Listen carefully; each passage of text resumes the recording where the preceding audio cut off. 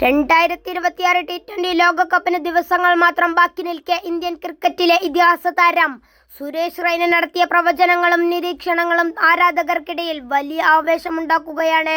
T20 ലോകകപ്പിൽ ഇന്ത്യക്കായി century നേടിയ ഏക താരമെന്ന തന്റെ റെക്കോർഡിനൊപ്പമെത്താൻ സഞ്ജു സാംസണ് സാധിക്കുമെന്ന് റെയ്ന വിശ്വസിക്കുന്നു.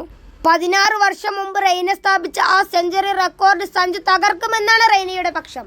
സഞ്ജുവിന് മികച്ച ക്ലാസ് ഉണ്ടെന്നും ദക്ഷിണാഫ്രിക്കയിൽ ഇതിനകം അദ്ദേഹം അത് തെളിയിച്ചിട്ടുണ്ടെന്നും റെയ്ന പറഞ്ഞു. ഫോം താൽക്കാലികം മാത്രമാണെന്നും സൂര്യകുമാർ യാദവിന് നൽകിയതുപോലെ സഞ്ജുവിനും ടീം മാനേജ്മെന്റ് പിന്തുണ നൽകണമെന്നും അദ്ദേഹം ആവശ്യപ്പെട്ടു.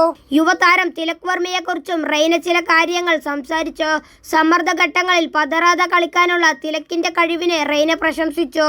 അവനിൽ ഞാൻ എന്നെ തന്നെ മനസ്സിലാക്കുന്നു എന്നാണ് തിലക്കിന്റെ ഫീൽഡിങ്ങിനെയും ബാറ്റിങ്ങിനെയും കുറിച്ച് റെയ്ന പറഞ്ഞത്.